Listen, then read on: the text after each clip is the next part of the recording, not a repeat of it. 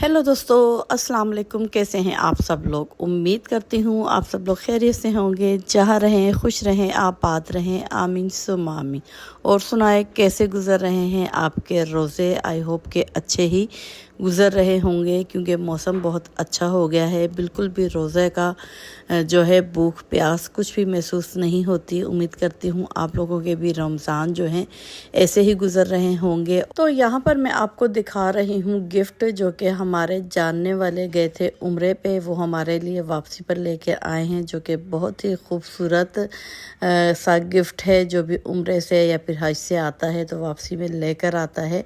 मेरी दिल से दुआ है कि अल्लाह ताला उनका उम्रा जो है वो कबूल करे। ये जानमाज़ देखने में बहुत ही खूबसूरत लग रही है। एक तो इसका कलर मेरा फेवरेट है और दूसरा ये इतनी सॉफ्ट है कि जब इसमें नमाज पढ़ी जाएगी तो यकीन करें बहुत अच्छा लगेगा। इसके साथ ही आबे ज़मज़म का पानी था, खजूरें थी और एक अदर टोपी थी और ब्लू ही कलर की जो है तस्वीर थी, जो कि बहुत ही खूबसूरत लग रही थी। और मैं यहाँ पर दिल से दुआ करूँगी कि अल्लाह ताला हम सबको भी, तमाम मुसलमानों को भी अपने दर पर लाजमी बुलाए, एक बार लाजमी बुलाए। इंशाल्लाह ज़रूर हम लोग भी जाएंगे।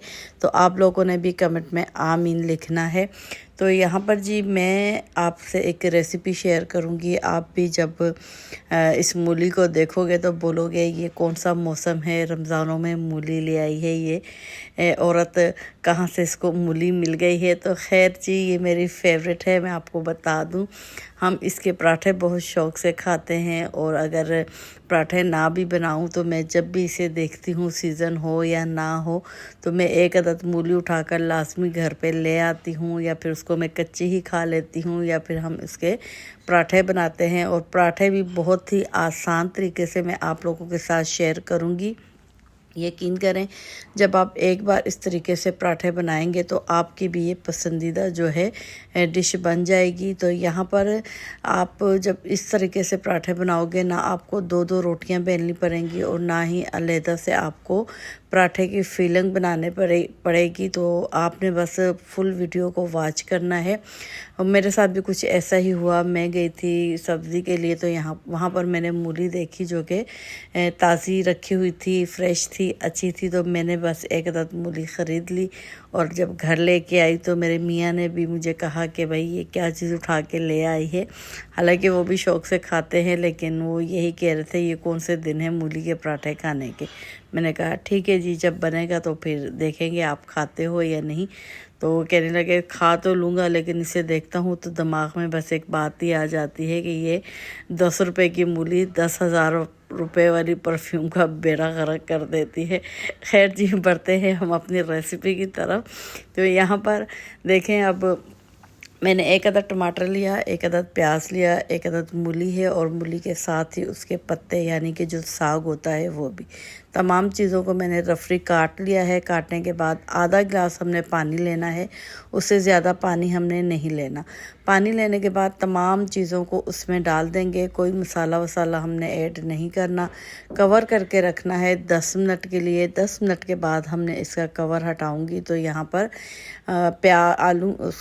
टमाटर के जो छिलके हैं उसे पील ऑफ कर देंगे, निकाल देंगे और बाकी का जो मिक्सचर है उसे थोड़ा ठंडा करेंगे। और ठंडा करने के बाद उसे हम डाल देंगे जूसर जग में। डालने के बाद हमने इन तमाम चीज़ों को पीसना है, जिसमें प्याज, टमाटर, मूली और मूली के पत्ते मौजूद हैं। तो आपने इसको मोटा मोटा पीसना है, ज़्यादा बारीक नहीं पीसना। तो ये बहुत ही मज़ेदार पराठे बनकर तैयार होंगे। आप जब एक बार इसको खाओगे तो यकीन जाने आपको भी अच्छे लगेंगे। बिल्कुल भी ना आपको तज़ाबियत होगी, ना आपका जो भी कोई मसले होते हैं ना मूली के साथ बंदों को, वो कोई मसले पेश नहीं आएंगे। पर शर्त ये है आप स्टेप बाय स्टेप मेरे तरीके से इस रेसिपी को फॉलो करोगे। तो यहाँ पर देखें मैंने मोटा मोटा पीस लिया है। अब पीसने के बाद अब एक बड़े बर्तन में इस तमाम पीसी हुई सब्जियों को हमने डाल लेना है। उसके बाद इसमें हम डालेंगे कुछ मसाले जो कि नॉर्मल ही मसाले हैं, हर घर में मौजूद होते हैं। तो नमक डालूंगी मैं यहाँ पर आधा चम्मच, या फिर आप हस्बे जायका डाल सकते हो। उसके बाद इसमें शामिल कर दूंगी मैं कुटी हुई मिर्चें, ये भी आधा चम्मच शामिल कर देंगे। थोड़ी सी हल्दी डाली है, साथ ही आधा चम्मच मैंने ज़ीरा पाउडर डाला है और थोड़ा सा इसमें चाट मसाला, इसके अलावा आधा ही चम्मच इसमें मैंने गरम मसाला डाल दिया था, पिसा हुआ गरम मसाला है। और अब मैं इसमें डाल रही हूँ आधा चम्मच देसी घी। अगर आपके पास मौजूद है तो डाल दें, नहीं है तो आप नॉर्मल घी भी डाल सकते हो। तो डालने के बाद इन चीज़ों को मिक्स करेंगे अच्छी तरह और फिर इसमें मैं शामिल कर दूंगी आटा। आटे को मैंने छान कर रखा हुआ है, तो आपने भी छान कर ही यूज़ करना है।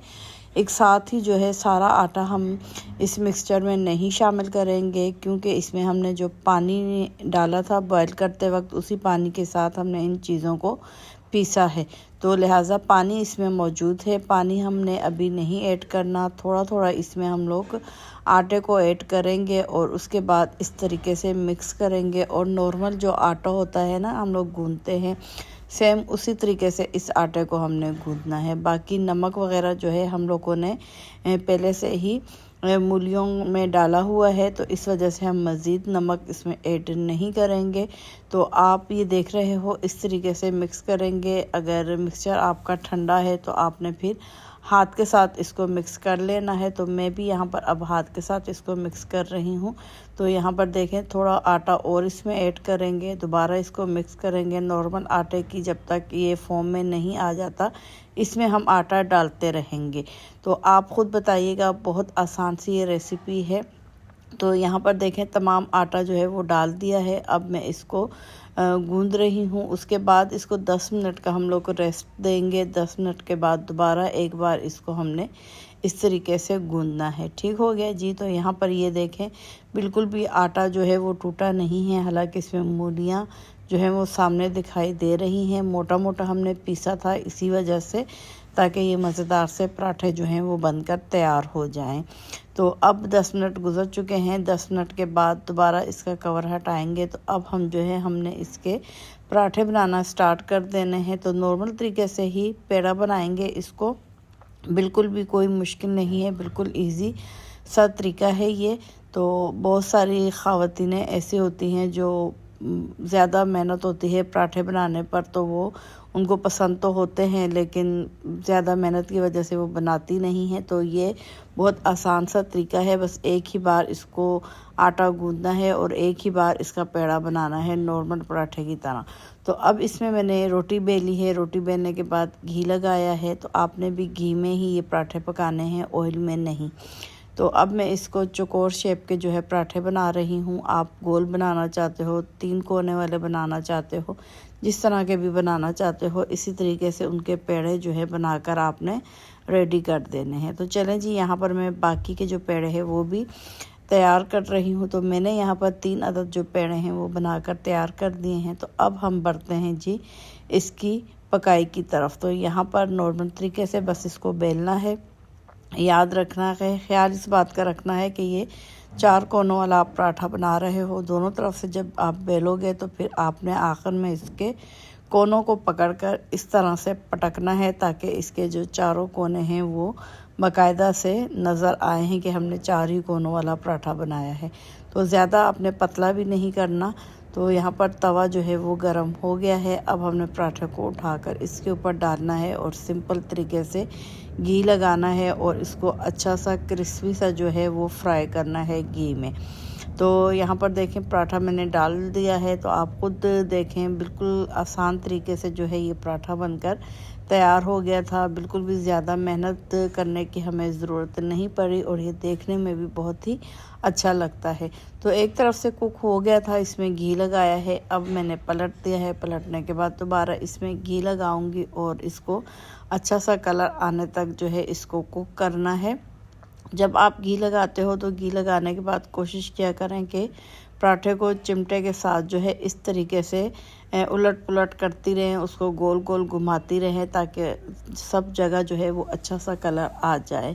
अक्सर लड़कियों को मैंने देखा है, बस वो पराठा डाल के बस स्टॉप हो जाती हैं और वो कहीं से कुक होता है, कहीं से कुक नहीं होता, कहीं डार्क कलर होता है, कहीं हल्का कलर होता है, लेकिन वो जो पराठे का जो मज़ा है ना वो सारा ख़राब हो जाता है। तो यहाँ पर देखें, जब आप घी के बाद उसको इस तरीके से घुमाओगे तो बहुत ही बेहतरीन सा कलर तमाम पराठे के ऊपर आ जाएगा। यहाँ पर इसकी फ़ाइनल लुक चेक करें आप, कितना मज़ेदार सा बनकर ये तैयार हुआ है।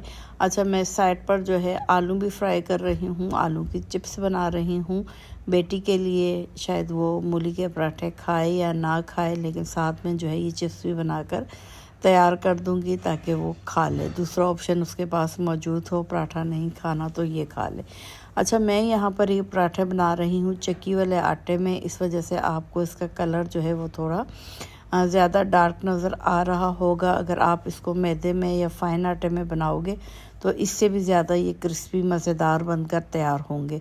तो यहाँ पर आलू भी तैयार हो रहे हैं और साथ में जो है पराठे भी तैयार हो रहे हैं। तो आप लोग बताइएगा आपको मेरी आज की रेसिपी कैसी लगी। तो आप अभी नहीं, जब आपका मूड हो तो आप इस रेसिपी को लाजमी ट्राई कीजिएगा, क्योंकि मुझे इतनी मूलियाँ ये पसंद हैं। यकीन करें, अगर मैं सब्ज़ी लेने जाती हूँ, मुझे मूली के पत्ते भी कहीं पर नज़र आ जाते हैं तो मैं वो भी ख़रीद के लाती हूँ।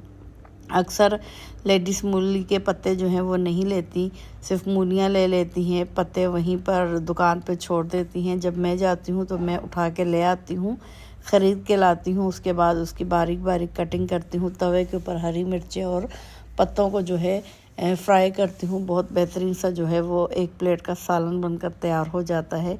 यानी कि अपनी अपनी पसंद की बात होती है। तो यहाँ पर देखें, मूली के पराठे और जो चिप्स थी आलू की, वो मज़ेदार सी बनकर तैयार हो गई थी। आप जब भी इस रेसिपी को ट्राई करोगे तो कोशिश कीजिएगा कि इस मूली के पराठों को आपने दही के साथ सर्व करना है, जो कि खाने में बहुत ही मज़ेदार फिर लगते हैं। तो ये थी मेरी आज की रेसिपी। अगर पसंद आई है तो प्लीज़ लाइक शेयर सब्सक्राइब कर लें। और अब मैं चाहूँगी आपसे इजाज़त। दुआओं में याद रखिएगा, अपना ख्याल रखिएगा। ओके बाय, अल्लाह हाफिज़।